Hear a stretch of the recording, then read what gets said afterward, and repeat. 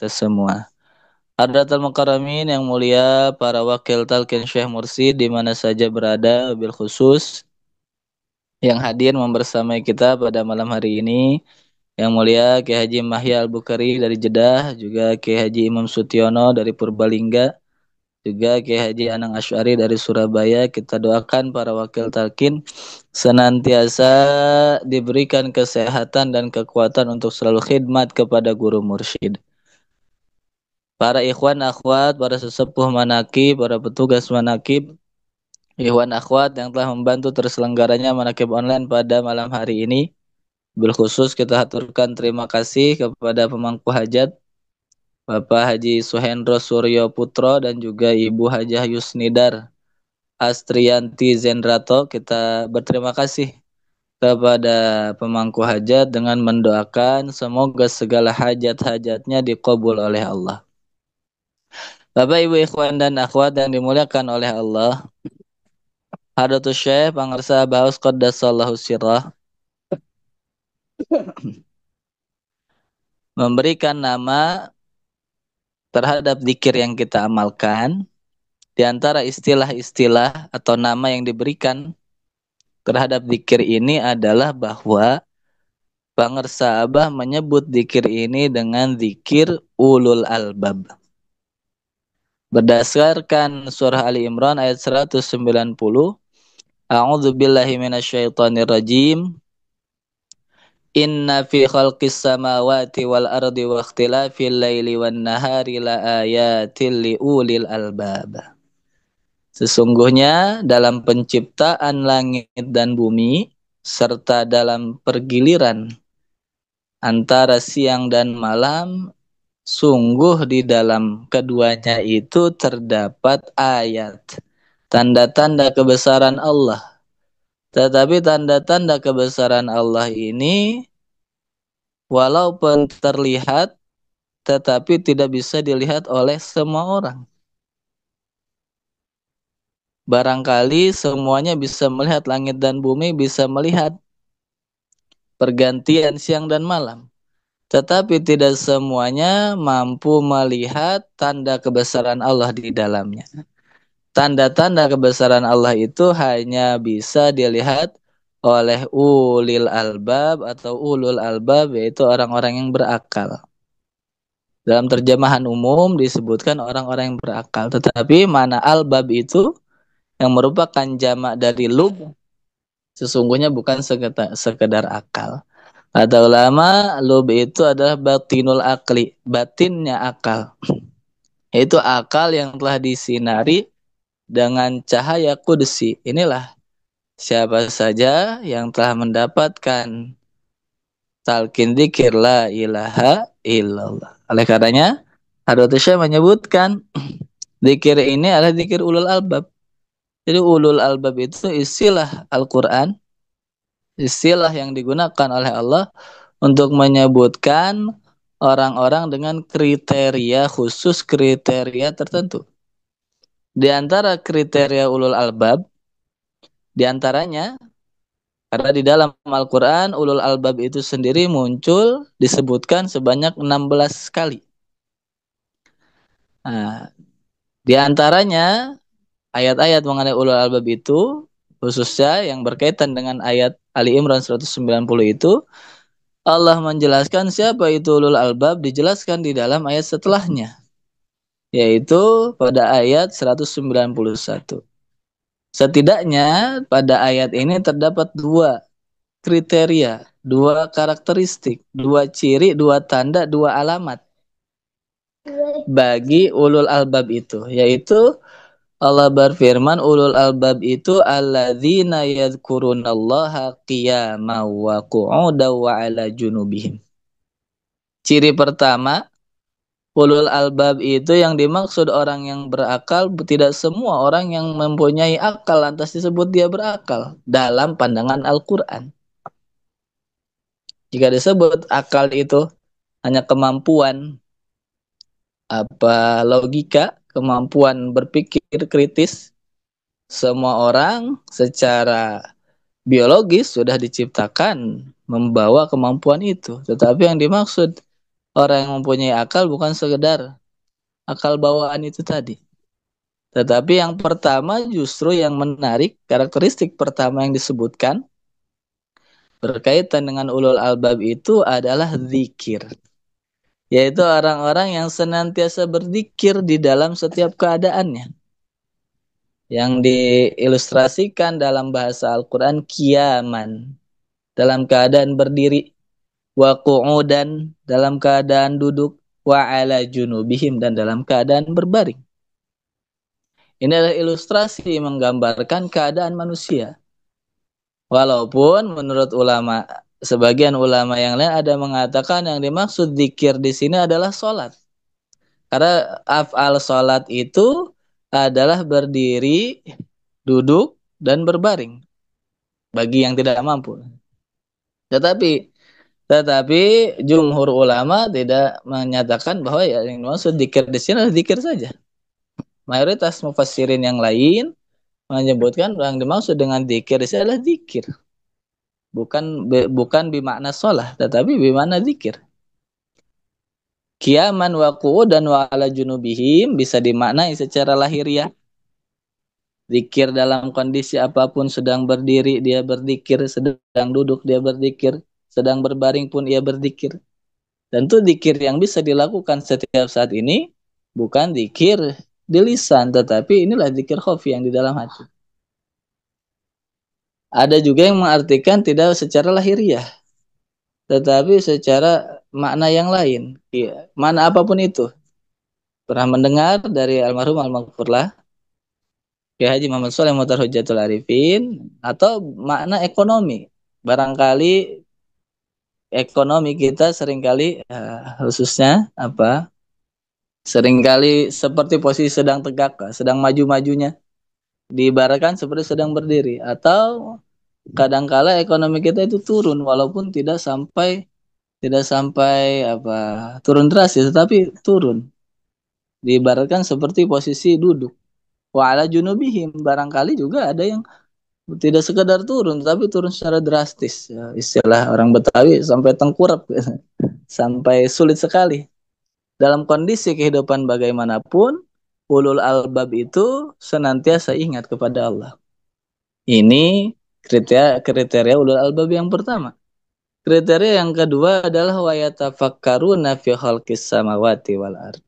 Ulul albab mereka tidak sekadar berzikir, tetapi mereka juga berfikir. Meskipun thariqah kita dikatakan di dalam Miftahus Sudur, inna thariqa syaikhina thariqu dzikri faqat. Walaupun dikatakan thariqah kita itu thariqah zikir saja, tetapi pada prakteknya, tetapi dalam diri guru mursyid sebagai uswah hasanah bagi kita semua, sering kita dapati pemikiran-pemikiran beliau yang merupakan hasil perenungan tafakur yang mendalam.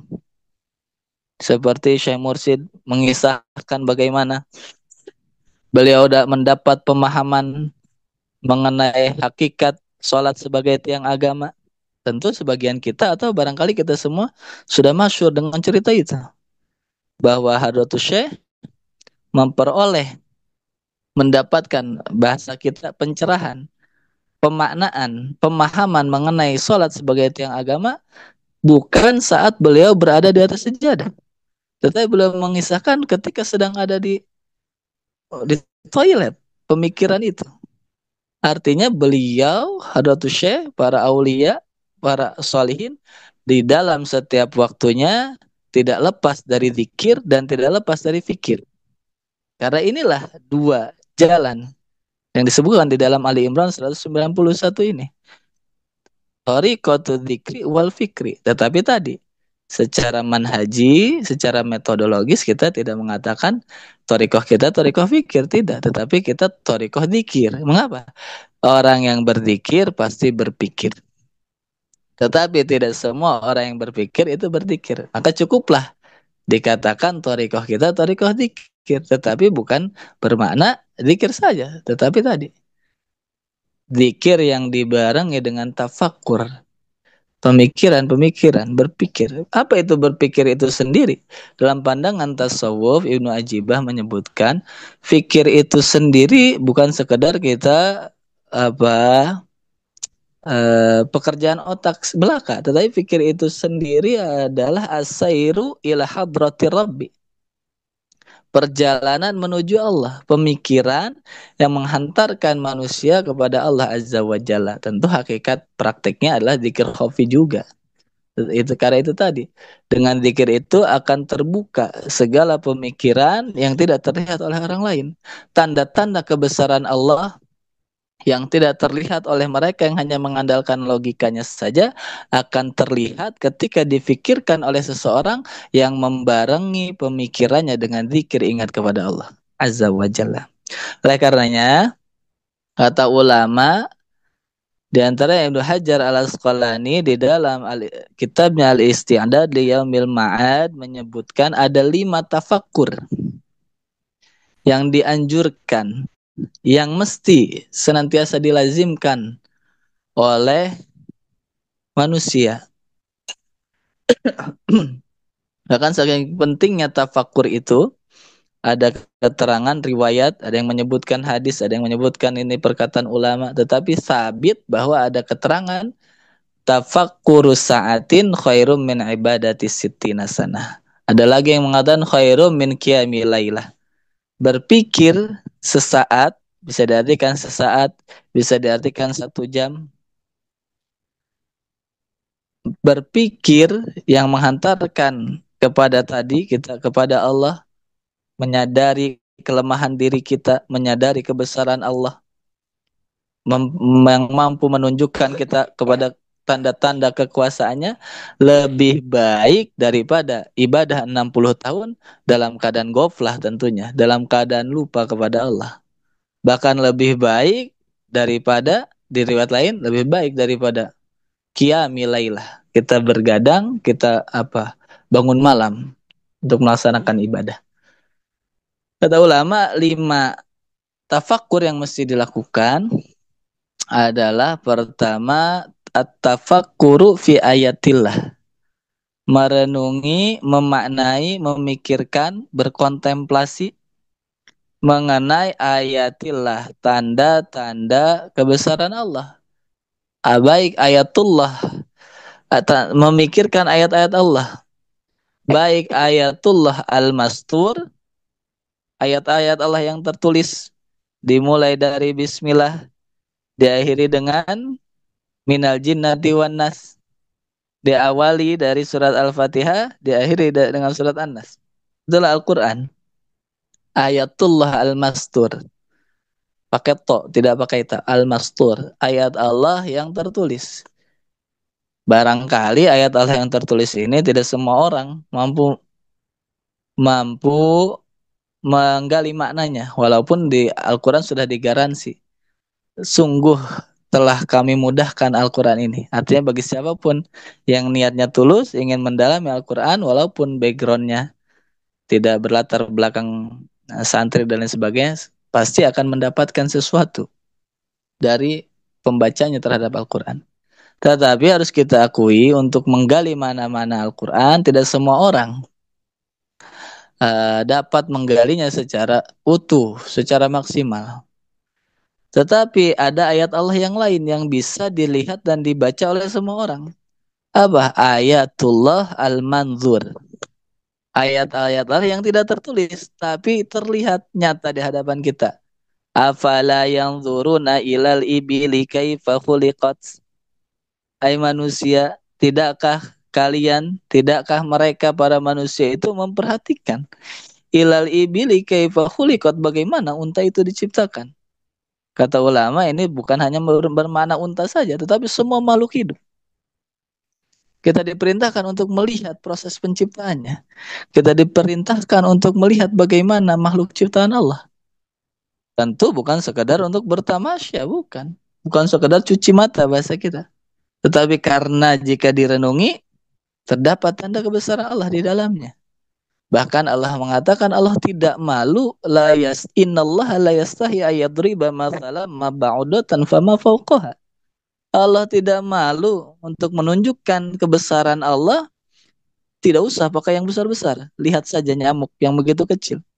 Jika engkau perhatikan, engkau tafakuri, engkau renungi, nyamuk yang besar begitu kecil, dan dalam pandangan kita lemah tidak berdaya itu, sungguh di dalamnya terdapat tanda kekuasaan Allah, tanda kebesaran Allah. Maka kata ulama, tafakur semacam ini, merenungi ayat Allah baik yang tertulis ataupun yang terlihat, dibarengi dengan zikir tentunya. Karena sebelum tafakur, sebelum fikir, disebutkan zikir dulu. Siapa saja ikhwan yang dalam zikirnya juga senantiasa merenungi ayat-ayat Allah, ya tawalladu minhu tauhid,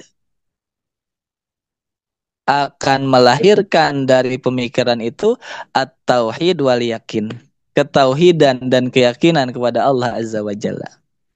Sehingga sampai logikanya, la budda milikuli masnu'in min soni'in walikuli makhlukin min kholikin, mesti wajib secara logika. Jika ada suatu benda, pasti ada yang menciptakan. Jangankan benda yang besar, jangankan benda yang istimewa, yang benda yang sederhana, adanya kursi pasti ada yang menciptakan. Bagaimana lagi dengan alam semesta ini? Jangankan yang besar-besar tadi, nyamuk dengan segala organ tubuhnya yang begitu detail, sangat kecil tapi begitu detail. Tidak mungkin nyamuk ini ada dengan sendirinya. Apalagi alam semesta, langit dan seisinya, bumi dengan 7 lapisnya, planet-planet yang ada di alam raya tidak pernah bertabrakan. Sedangkan kita lihat kendaraan-kendaraan di jalan raya, walaupun dikemudikan ada pengemudinya, seringkali bertabrakan. Tetapi planet-planet sudah sekian juta miliar tahun mungkin tidak pernah bertabrakan. Pasti semua ini ada yang menciptakan. Pasti semua ini ada penciptanya yang berbeda dengan apa yang diciptakan. Mukhalafatul lil hawadis. Ini tafakur yang pertama. Tafakur fi ayatillah. Kemudian ringkas saja karena keterbatasan waktu. Yang kedua adalah tafakur fi alaillah. Merenungi atas anugerah nikmat Allah. Jika kita mau merenungi anugerah nikmat Allah, ya tawalladu minhul mahabbah, akan melahirkan rasa cinta kepada Allah. Karena apa?